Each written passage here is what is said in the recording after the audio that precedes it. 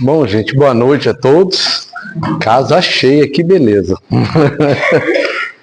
E eu confesso a vocês que o ano passado, quando a Geni me convidou para palestrar, não foi eu que respondi sim para ela. Não foi eu. Alguém te convenceu. Alguém me convenceu. Assim como... Respondeu não, né? Eu acho que eu respondi não, mas saiu sim. Entendeu? E que pena que a gente tem que abrir hoje, às vezes, com a notícia não tão boa, né? Que é essa infeliz guerra novamente, né? Pelo poder, matando pessoas inocentes, que realmente são as maiores vítimas, né? São os inocentes. Então que a gente possa pedir aos espíritos superiores que possa iluminar a cabeça dessas pessoas que estão no poder, para que a paz possa ter como finalidade na vida, né? Porque é mais uma guerra inútil só pelo poder. Mas vamos hoje falar sobre nós, né? E o sobre nós eu vou começar até comigo, que há um ano e meio, mais de um ano e meio atrás, não conhecia a doutrina. Passando na porta aqui, eu vi a casa. A amiga Janaína também me convidou para a palestra do Kardec. Aqui vim e aqui estou até hoje. Nunca tinha lido um livro, nem na escola, e realmente eu acho que eu fiz ali a minha reforma íntima iniciar, né, dentro dessa doutrina espetacular. Que a gente, se a gente bem soubesse, a gente levava muito para as nossas vidas, muitas coisas que estão escritas. Que é bem fácil. O pessoal fala assim, a vida não vem com manual. Será que não? Né? Será que não tem manual? Ou é a gente que não está entendendo aonde o manual está? Mas é isso aí. Então a gente passa por várias coisas na vida, e como está ali escrito, nós vamos hoje falar um pouquinho da nossa vida carnal e espiritual, que é de fato, né, o que nós temos de verdade, né? Todos nós aqui temos uma vida carnal e também espiritual. Muitos não entendem, outros estão tentando entender. E é isso aí. O que seria hoje a evolução moral, né? A paz interior, né? Silenciar diante da ofensa, esquecer o favor prestado, treinar a paciência e ajudar espontaneamente. Mas é difícil, né? Realmente é difícil. Principalmente quando a gente faz as coisas para os outros, sempre esperando um retorno, né? E eu acho que a lei do retorno não é essa. A lei do retorno que nós temos na vida é você fazer o bem sem esperar nada em troca e simplesmente ajudar, né, as pessoas. Como treinar a paciência no dia a dia para que a gente melhore a nossa reforma íntima, né? Tanto já se falou aqui da impaciência no trânsito, da impaciência com um vendedor, com uma ligação, e assim, tem gente que é impaciente até com a abertura do portão da garagem, que não quer, não suporta esperar, né? Já para o carro em frente, já quer que... Então, assim, será que nós estamos prontos para cobrar do mundo se nós mesmos não fazemos o nosso dever de casa, né? Então, assim, essa reforma íntima, ela vai além disso, né? Falando um pouco ali do amor também, o amor, segundo o Espiritismo, é ação e caridade, né? As conexões amorosas e verdadeiras transcendem o tempo e plano físico. Então, o que seria mais isso? A gente fala tanto do amor que nós temos pelos filhos, né? Pelas esposas, pelos maridos, mas será que a gente tem um verdadeiro respeito? Será que a gente vive, de fato, esse amor, por assim dizer? Será que essa intimidade que nós temos, nós vamos levar isso para o outro lado? né? Quando a gente não estiver mais aqui, será que nós vamos continuar com esse sentimento bom? Bom, a gente sabe que tudo depende da nossa vibração, né? Da nossa oração com os entes queridos, com as pessoas que já se foram. Claro, a gente tem, obviamente, a saudade, nós temos todo um desejo de rever. Existe hoje uma ilusão que as pessoas adentram a casa espírita e vão ter essa comunicação, né? E essa comunicação se faz de lá para cá e não daqui para lá, por meritocracia, por oração, por vibração, né? E a gente, infelizmente, às vezes busca muita coisa que não está dentro da casa espiritual, né? E ainda a gente pode aqui falar que o amor é uma edificação pessoal que se cultiva através do próprio esforço, né? Então, ou seja, e quem falou isso foi nada mais, nada menos que Emmanuel. Então, assim, será mesmo que tudo que a gente faz pelos nossos filhos é tudo certo? Será que o sofrimento, às vezes, que a gente está vendo um filho ou uma possibilidade de que o filho tem de ajudar, a gente deve ajudar, a gente deve se intrometer nisso, ou ele tem que passar por aquilo? Porque nós somos individuais, nós estamos aqui em sociedade, vivendo juntos, mas os nossos filhos, no amanhã, em outra encarnação, poderão ser nossos pais, nossos tios, simples amigos, ou em outras que já passaram. E a gente tem hora que a gente faz muita coisa que não nos dá alegria, que nos priva, né, da vida, em nome dos filhos, em nome do pai, da mãe. Não é faltar o respeito, não é deixar de ajudar, mas eu acho que a gente tem que colocar um certo limite e deixar com que as coisas aconteçam do jeito que tem que acontecer, né? Eu vou dar uma lida aqui agora no Vinha de Luz, que eu separei aqui para a nossa reunião, que é Ver Como Vives, a página 17. Com a precisa madureza do raciocínio, compreenderá o homem que toda a sua existência é um grande conjunto de negócios espirituais e que a vida em si não passa de um ato religioso permanente, com vistas aos deveres divinos que nos prendem a Deus.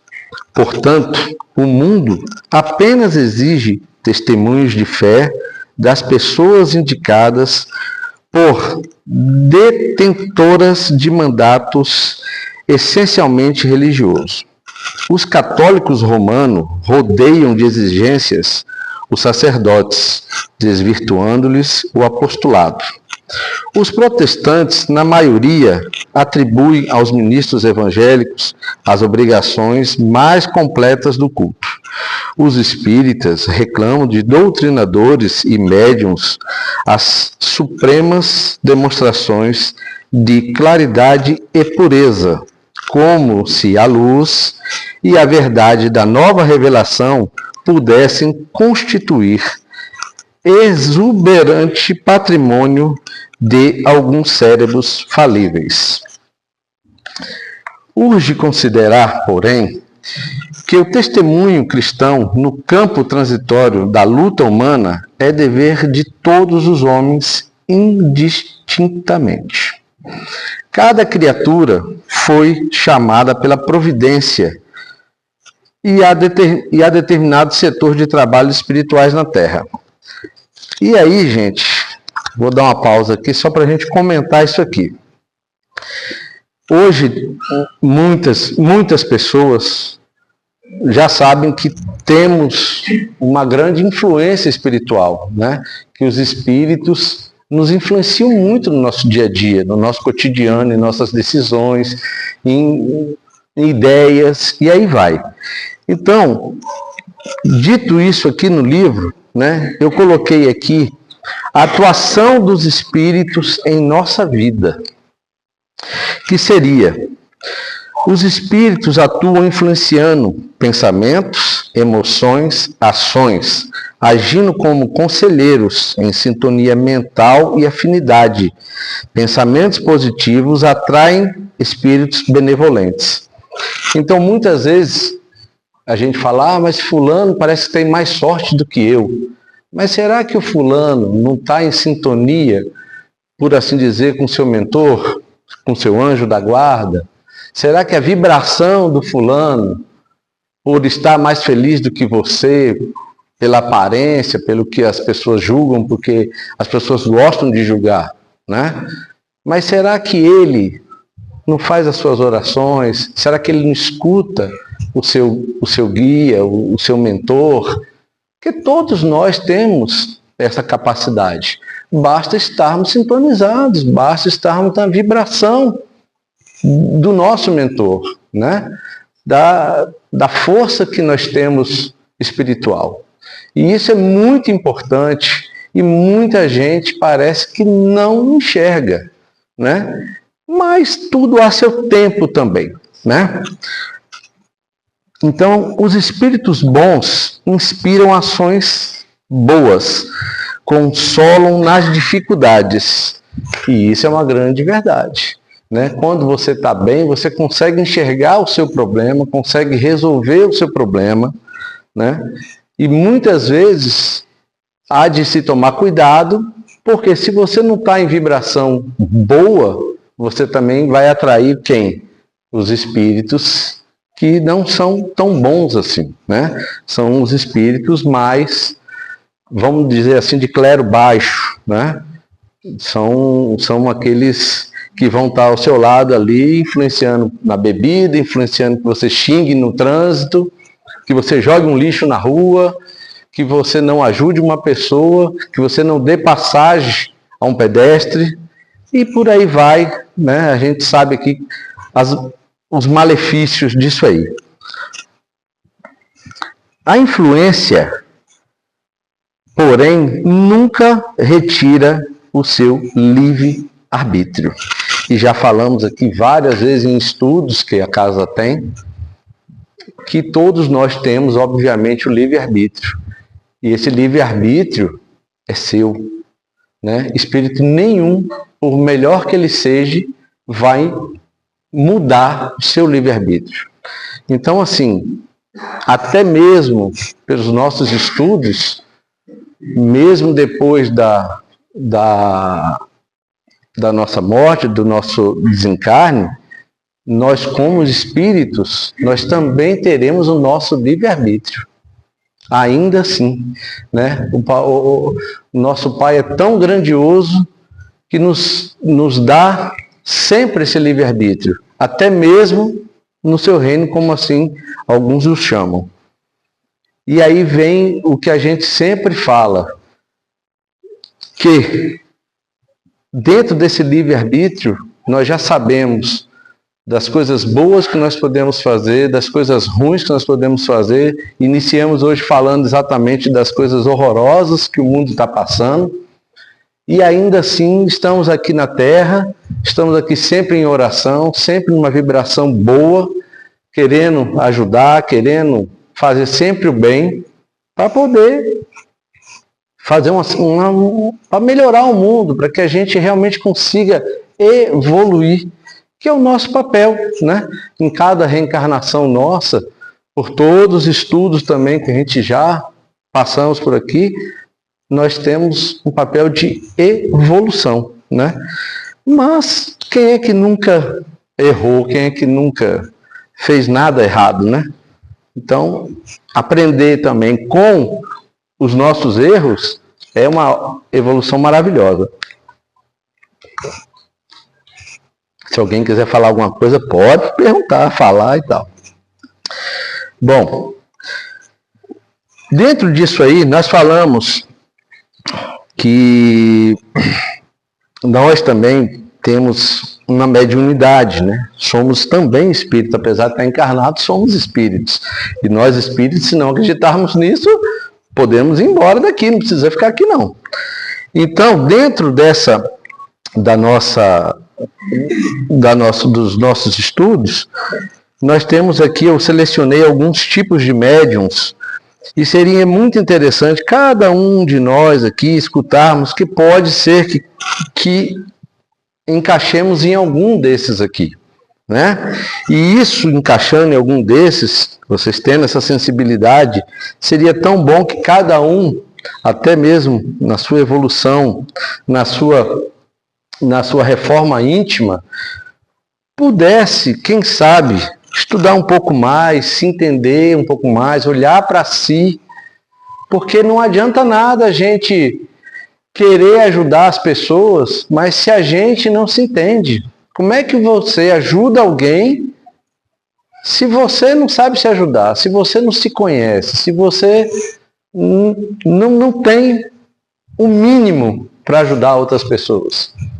Eu não sei se todos já tiveram oportunidade aqui, mas com certeza alguns sim, em andar de avião, em voar, né? Quando você está lá antes de partir, a comissária de bordo sempre fala: em caso de despressurização, máscaras de oxigênio vão cair à sua frente, pegue a mais próxima, coloque em si, para depois ajudar alguém. Por quê? Alguém sabe? Tem como você ajudar o outro se você já não tiver condições de ajudar. Se você tem uma despressurização, vai faltar oxigênio. Se você não respirar, você não tem como ajudar ninguém. Morre você e morre o teu filho, a tua mãe, o teu vizinho, seja lá quem for do seu lado. Então, olha só, é uma coisa tão boba, frágil, por assim dizer, mas que salva vidas, né? A gente tem aí a própria natureza, os animais que nos ensinam muito, mas a gente tem hora que não consegue enxergar nada, porque a gente tem hora que acha que sabe mais do que todo mundo. E o saber, gente, nunca é demais, né? Às vezes a gente está falando até uma bobagem, mas se um parágrafo aqui conseguir atingir alguém, já tá ótimo, né? Então, vamos aos tipos de mediunidade por fenômeno. Médiuns sensitivos sentem a presença ou as energias dos espíritos, como calafrio ou pressões. Esses são os médiuns sensitivos, tá? E todos nós somos médiuns, uns mais, uns menos, uns super mais, e aí vai. Médiuns audientes ouvem vozes ou sons dos espíritos, que podem ser internos ou na mente, né? Então, assim, tem muita coisa que quando você começa a estudar, você começa a orar, que você começa a entender um pouco mais da doutrina, os seus olhos abrem, os seus ouvidos abrem. É impressionante. E eu falo em causa própria. Eu falo por mim mesmo. Não digo que eu nunca acreditei em nada, eu nunca tive uma religião, e talvez seja mais fácil compreender, mas é impressionante quando você se abre ao Espiritismo, como você recebe de volta muitas coisas boas. Até hoje, graças a Deus, só coisas boas. Os médiuns videntes, eles veem o espírito, né? Cenas ou eventos além do alcance físico, com ou sem os olhos abertos, né? Porque se você é um médium, você está vendo, não precisa estar vendo fisicamente, né? Existe aí vários filmes, vários relatos, Chico Xavier, dentre outros, né? Que nós conhecemos, e para quem nunca viu, eu posso até aconselhar alguns depois.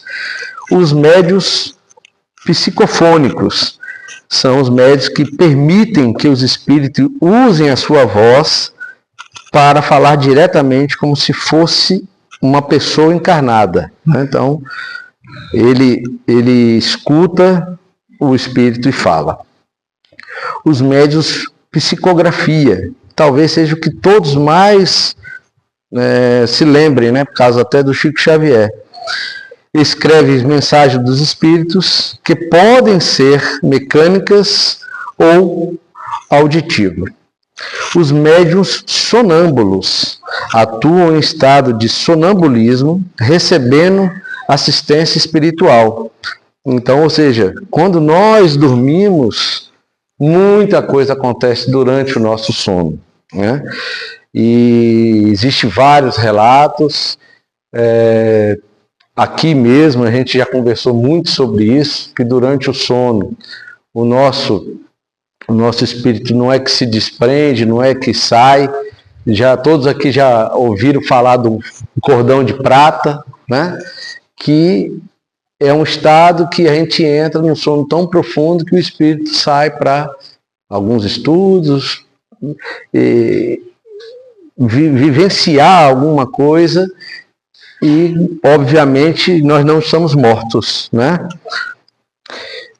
Os médiuns curadores canalizam fluidos e energias para promover a cura física e espiritual.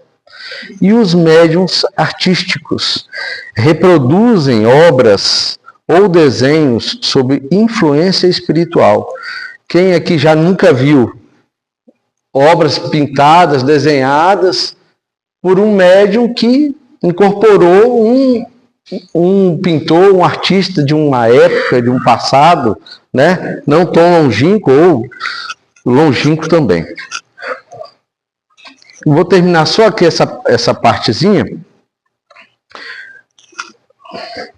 O comerciante está em negócios de suprimento de fraternidade. O administrador pertence em negócios de orientação, distribuição e responsabilidade. O servidor foi trazido a negócios de obediência e edificação.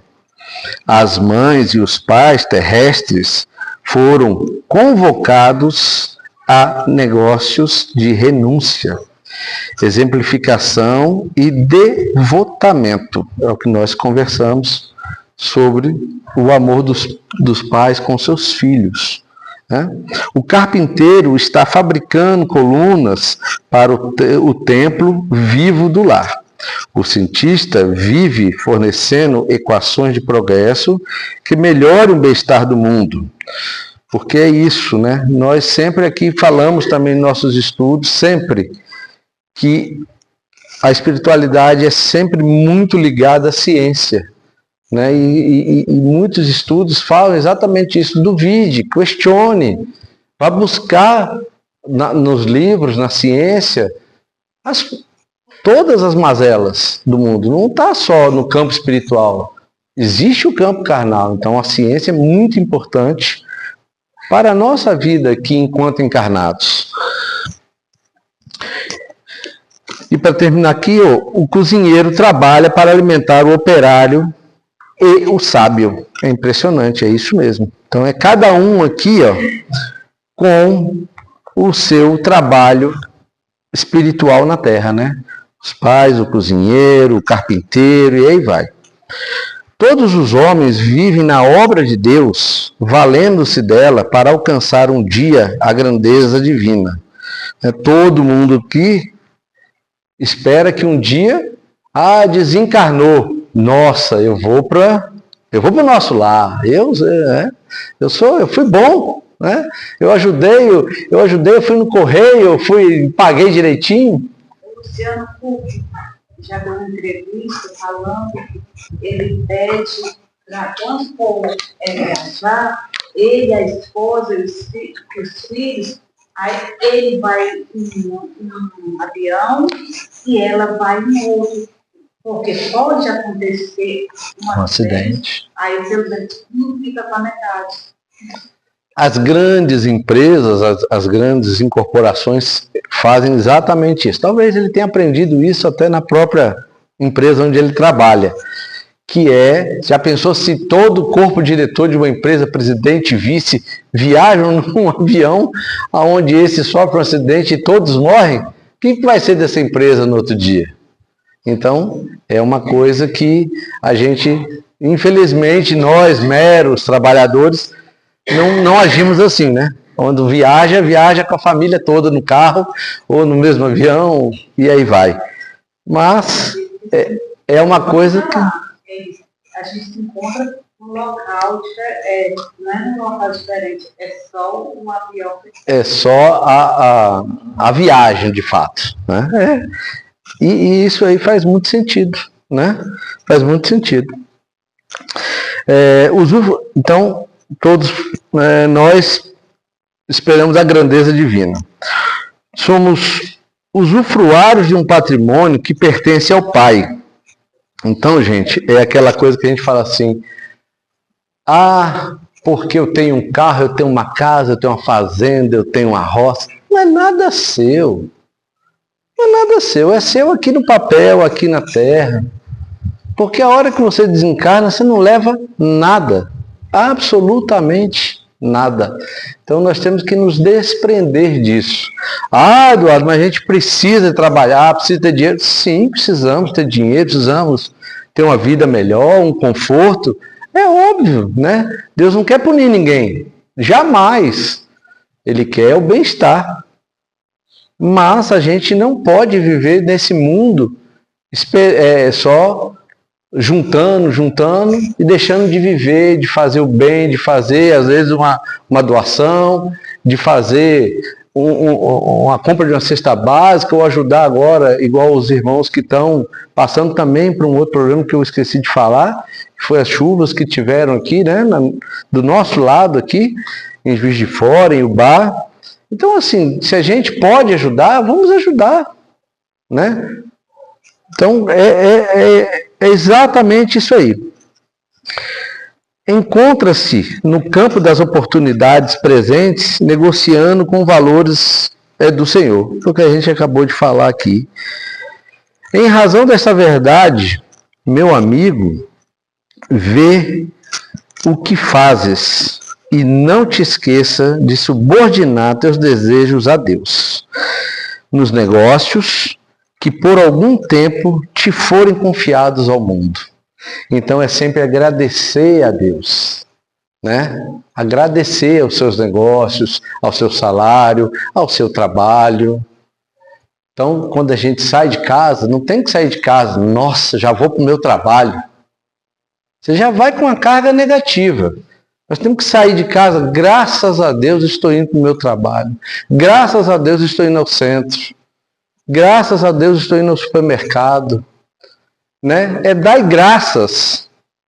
Então, assim, lembra que eu falei que não é um manual, mas está tudo escrito. Então, não é um manual. A vida não tem um manual. O manual da vida é a gente ser feliz, é fazer o bem, é fazer o necessário. Né? E eu estou aprendendo isso ainda muito aos poucos. Me desculpem se eu estiver sendo um pouco repetitivo, mas é porque é pouco tempo ainda de casa, pouco tempo de estudo, mas eu estou sendo muito bem ministrado, tenho certeza. E aí, gente, a gente chega aqui numa parte que o pessoal fala assim, que Deus não olha por mim, parece que gosta mais do meu vizinho, do meu amigo, do meu colega de trabalho. Poxa, mas Jesus deixou tantas coisas para a gente, inclusive uma receita maravilhosa, que é o seguinte: quando você tem pensamentos ruins, isso foi tirado do Evangelho, tá? Quando você tem os pensamentos ruins, qual é a receita para ele? É a prece. Quando a gente ora, os pensamentos ruins vão embora, entendeu? Então é na oração, é você mudar de sintonia, que você acaba com esses pensamentos ruins, com aquele sentimento ruim, com aquele nó na garganta que você está, com aquela dor no peito. Então, é na prece, gente. Então, pare, pense, ore. Tenha certeza, o seu dia muda. Você muda o seu dia. É você que muda o seu dia. Não é Deus. Deus já lhe deu a inteligência, a sabedoria. Lhe deu a receita. Leia, faça. É tão simples assim? É tão simples assim. A gente que dificulta muita coisa na nossa vida. nós somos nossos piores algozes. Essa é uma grande verdade. É que nós temos que olhar um pouco para a gente no espelho e se perguntar, é isso mesmo? É essa moral que você tem consigo? Então, assim, para a irritação, o silêncio, né? Quando você está muito irritado, a melhor coisa é você ficar calado, para você não falar bobagem, né? Já dizia, tem até um ditado, né? Não, então, você fica calado, você não vai magoar até quem está do teu lado que só quer teu bem, que normalmente é um filho, é a mulher, é o marido, normalmente é isso. E tem que receber a patada, como dizia minha mãe. Então, e a sua irritação, ela é fruto de algum problema. E se ela é fruto de algum problema, você tem que resolver esse problema. E como é que você resolve? Enfrentando. Seja o que for. Seja uma notícia ruim que você recebeu, né? Um boletim médico, um boletim escolar, um orçamento da oficina, um orçamento do pintor, do carpinteiro, seja lá o que for. Você tem que enfrentar os problemas. Porque se você botar o problema para debaixo do livro, você vai abrir uma hora a página, olha o problema lá. Aí você vai ficar irritado de novo. Então você está aqui para evoluir. Então você resolva os seus problemas. Custe o que custar. Você já está irritado, resolve. Né? Nós temos também a tristeza, né? Que nos abate, nos definha. E qual é o remédio para a tristeza, gente? O trabalho. Não tem coisa melhor. Você está triste? Vá trabalhar em alguma coisa. Vá limpar a casa, vai lavar o carro, vai tirar matinho da calçada. Você vai tirar o foco da tristeza. Você vai tirar do seu lado aqueles espíritos obsessores que quando você está triste, você atrai. E é onde a gente falou lá atrás, na inicial, que a gente precisa estar sempre com uma autoestima alta, a gente tem que estar com vibração boa, para que os bons espíritos sempre estejam ao nosso lado, nos dando todo esse entendimento do nosso dia a dia. A gente está falando de um dia a dia, hein? Imagine um ano inteiro. Né? Que tudo isso aqui que eu falei acontece às vezes num dia conosco, com algum de nós. Nós temos também, gente, a solidão. E como é que nós combatemos a solidão? É até curioso quando eu li isso. É ajudando ao próximo. Olha que interessante. Então você está só, se sentindo só. Se você faz um ato de bondade, de ajuda ao próximo, você sai dessa sua solidão. Então, quando a gente sai dessa solidão, a gente consegue ter uma visão de ajudar mais o próximo, né? Lembrando que a sua solidão, você não pode esquecer que você tem sempre ao seu lado o seu mentor, desde quando você nasceu. Deus nos deu um mentor, um protetor, que está sempre falando conosco. E volto a falar, temos que saber escutar. E como é que nós vamos escutar? Nos entendendo, mudando intimamente. E aí nós vamos viver melhor. Nós vamos ter uma qualidade de vida carnal melhor. Quando nós oramos, quando nós escutamos o nosso mentor, quando a gente começa a fazer o bem, você se envolve de espíritos de luz. E isso é muito importante para a gente. E aí, gente, eu quero só ler mais um capítulo aqui, que é Executar Bem, na página 51 do nosso Vinha de Luz. E aqui é muito importante. A advertência de João Batista à massa inquieta é dos avisos mais preciosos do Evangelho. A ansiedade é inimiga do trabalho frutuoso. Então, aquela ansiedade que você tem de fazer as coisas na correria, na pressa, e existe também aqui um um dizer popular, né? Que a pressa é inimiga da perfeição. É mais ou menos isso aqui. Então, tudo que você faz com pressa, com rapidez, com correria, a tendência é não dar certo. Sempre. Né? Então, vamos nos organizar. A precipitação determina desordens, acabamos de falar, e recapitulações, consequentes. Toda atividade edificante reclama entendimento. A palavra do propulsor não visa anular a iniciativa ou diminuir a responsabilidade, mas recomenda espírito de precisão e execução nos compromissos assumidos. Tá vendo, gente? É a gente ter tempo, se organizar para o dia nosso, seja lá para o que for.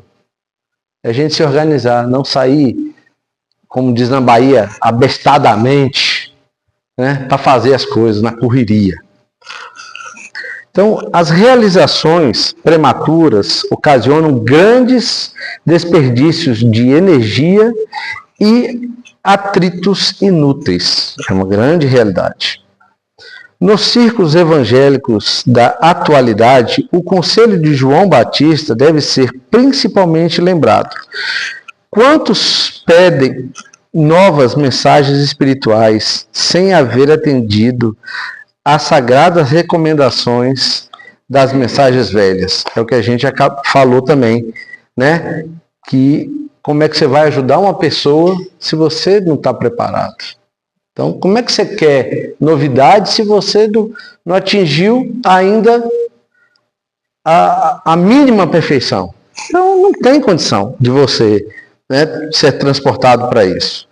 Quantos aprendizes aflitos por transmitir a verdade ao povo, sem haver cumprido ainda a menor parcela de responsabilidade para com o lar que formaram no mundo? Exigem revelações, emoções e novidades, esquecidos de que também existem deveres inalienáveis desafiando o Espírito eterno. Então não é só você querer fazer as coisas. Você tem as suas obrigações também, né, perante ao seu mundo carnal e ao seu mundo espiritual. Porque nós acreditamos na vida após a morte. Então, mesmo desencarnado, você tem que continuar com sua moral elevada, você tem que continuar com sua vibração elevada, fazendo bem, buscando bem. O programa individual de trabalho da alma, no aprimoramento de si mesma, na condição de encarnado ou desencarnado, é lei soberana. Bate exatamente com o que a gente está aqui discutindo.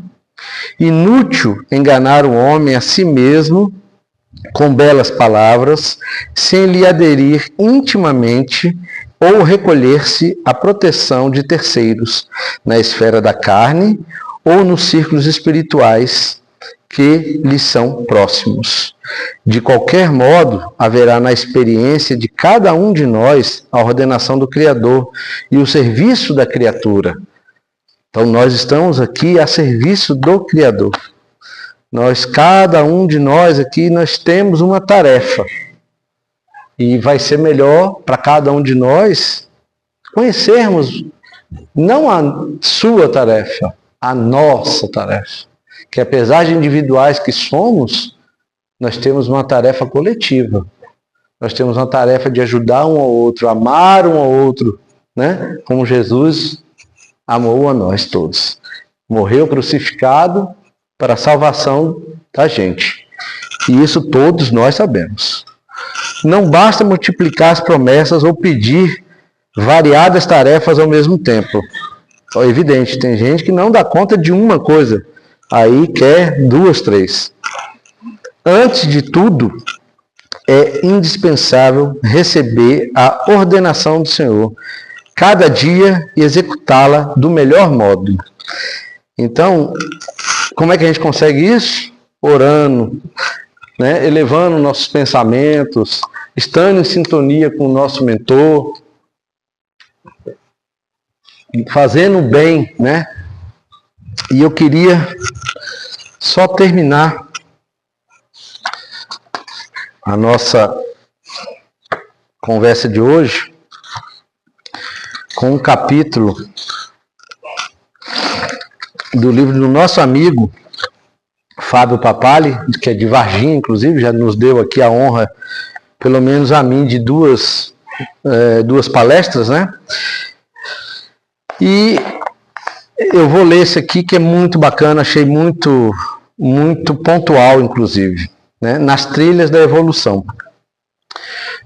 Tudo tem seu tempo, indica o Eclesiastes no capítulo. A própria natureza nos ensina. Há tempo de plantar, crescer, florescer e frutificar.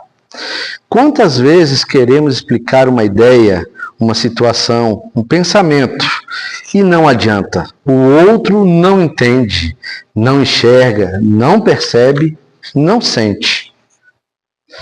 É preciso dar tempo ao tempo. Recomenda a alguém. Não adianta sofrer antes do tempo. Nos ensina outro mais além. Olha que bacana, gente. Quantas vezes um desejo não se realiza, uma situação se complica, mas depois de certo tempo, a mesma situação dá certo. E é verdade. Quantas vezes você tenta fazer alguma coisa, ou quer alguma coisa, e não consegue naquele momento. Mas depois de um certo tempo, tudo aquilo deu certo. Né? Tudo flui, sem muito esforço, de forma natural e tão rapidamente, que até nos assustamos. É que, por vezes, quando não deu certo antes, o tempo estava construindo condições para que, no agora, no tempo adequado, tudo se acertasse e se resolvesse. Olha que ideia, que coisa fantástica. Então não adianta a gente ficar sofrendo por antecipação, as coisas vão ser do jeito que são. Nossa amiga Marinilze falou isso hoje, né, Marinilze? Por incrível que pareça, olha só. Mas deve ser por acaso que você falou. Outras vezes, a situação que sofremos por antecipação, que nos preocupamos, nem acontece, não vinga, não chega, e não entendemos que sofremos desnecessariamente. Como diz o poeta, amanhã pode acontecer tudo, inclusive nada. Com esse entendimento, percebemos que lamentar só obscurece nossa visão. O melhor é seguir trabalhando, confiantes que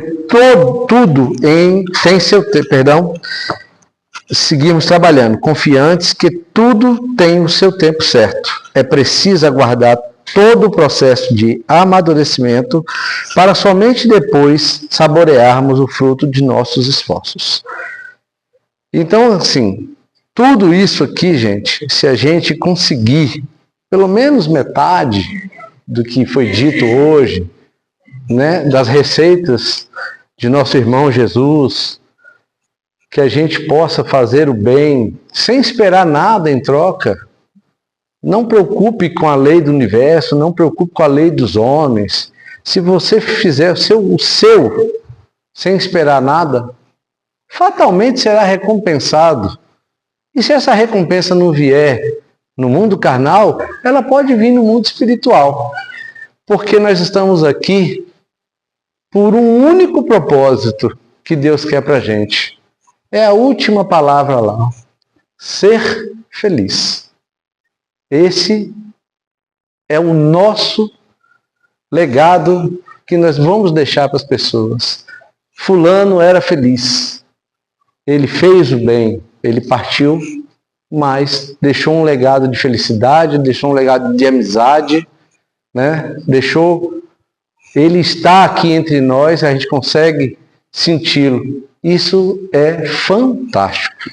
Coisa que eu consigo entender depois que adentrei essa casa. Depois dos nossos estudos, depois de conversas. E aqui é muito bacana. Aqui realmente a gente consegue ser feliz. Então, gente, era isso que eu queria deixar hoje para vocês. Foi a minha primeira palestra, desculpem alguns erros, desculpem alguma coisa, mas como aqui tudo para mim é primeiro, né? Foi meu primeiro livro, minha primeira palestra, então eu queria deixar assim a minha gratidão pela casa, né? Pelos obreiros aqui também e por todos que aqui vêm. Muito obrigado.